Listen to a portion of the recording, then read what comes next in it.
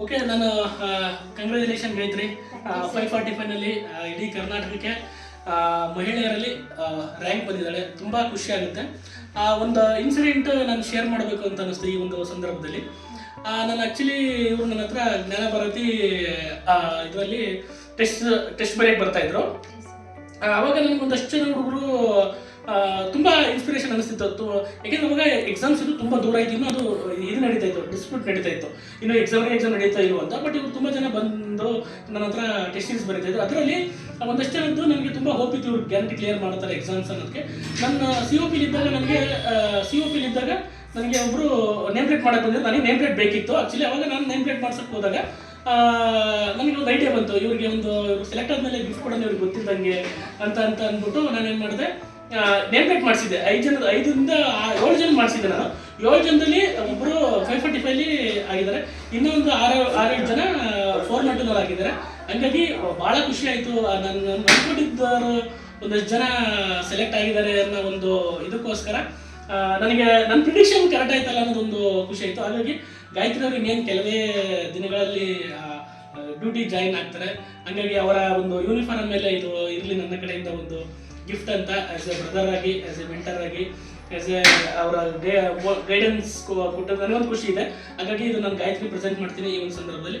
ಇದೇ ಥರ ಇನ್ನೂ ಒಂದಷ್ಟು ನೇಮ್ ಪ್ಲೇಟ್ ಇದೆ ನನ್ನ ಹತ್ರ. ಅವರು ಯಾವಾಗ ಸಕ್ಸಸ್ ಆಗಿ ನನ್ನ ಹತ್ರ ನೇಮ್ ಪ್ಲೇಟ್ ಅವ್ರಿಗೆ ಗೊತ್ತು, ನಾನು ಯಾರಿಗೆ ಮಾಡಿಸಿದ್ದೀನಿ ಅಂತ ಅವ್ರಿಗೆ ಗೊತ್ತು. ಅವ್ರು ಬಂದು ಯಾವಾಗ ಹಾಕ್ಸ್ಕೊಂತಾರೆ ಅನ್ನೋದನ್ನ, ಅವ್ರು ಯಾವಾಗ ಸಕ್ಸಸ್ ಆಗ್ತಾರೋ ಅವಾಗ ಇದೇ ರೀತಿ ಅವ್ರನ್ನ ಚಾನಲಲ್ಲಿ ಕರ್ಕೊಂಡ್ಬಂದು ಅವ್ರನ್ನ ಇಂಟರ್ವ್ಯೂ ಮಾಡಿ ಅವ್ರಿಗೆ ಇದೇ ಥರ ಏನು ನಾನು ಅವ್ರಿಗೆ ನೇಮ್ ಪ್ಲೇಟ್ ಹಾಕ್ತೀನಿ. ನೀವು ಯಾವಾಗ ಹಾಕ್ಸ್ಕೊಂತೀರಾ, ನೀವು ಏನು ನೋಡ್ತಾ ಇದ್ದೀರಾ, ತುಂಬ ಸಾವಿರಾರು ಜನ ನೋಡ್ತಾ ಇರ್ತೀರಾ, ಲಕ್ಷಾಂತರ ಜನ ಕನ್ನಡ ಮೀಡಿಯಂ ಸ್ಟೂಡೆಂಟ್ಸ್ ಆಗಿರ್ಬೋದು, ರೂರಲ್ ಆಗಿರ್ಬೋದು, ಎಷ್ಟೋ ಬ್ಯಾಕ್ಗ್ರೌಂಡ್ ಇಂದ ಬಂದಿರೋ ಸ್ಟೂಡೆಂಟ್ಸ್ ನೋಡ್ತಾ ಇರ್ತೀರಾ. ನೀವು ಯಾವ ನನ್ನ ಕೈಯಿಂದ ಈ ಥರ ನೇಮ್ ಪ್ಲೇಟ್ ಹಾಕ್ಸ್ಕೊಂತೀರಾ ಅಂತ ನಾನು ವೇಟ್ ಮಾಡ್ತಿರ್ತೀನಿ.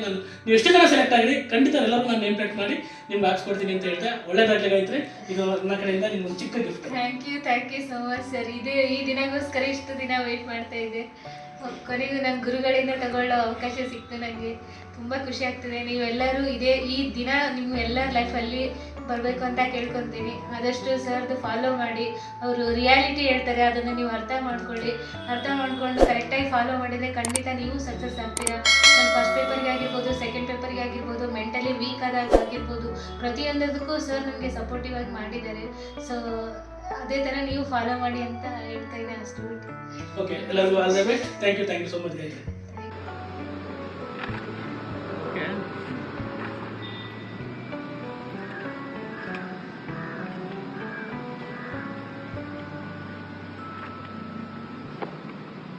ಆರು ನೋಡ್ಸಿದ ನಾವು ಇದೆ ಸರ್. ಇನ್ನೂ ಒಂದು ಅಯ್ಯಪ್ಪ, ಇಲ್ಲಿಂದ ಒಂದು ಕಡೆ 100 ವರ್ಡ್ ಬರೀತಾರೆ.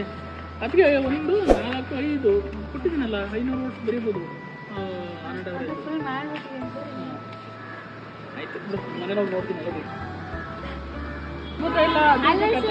ವರ್ಡ್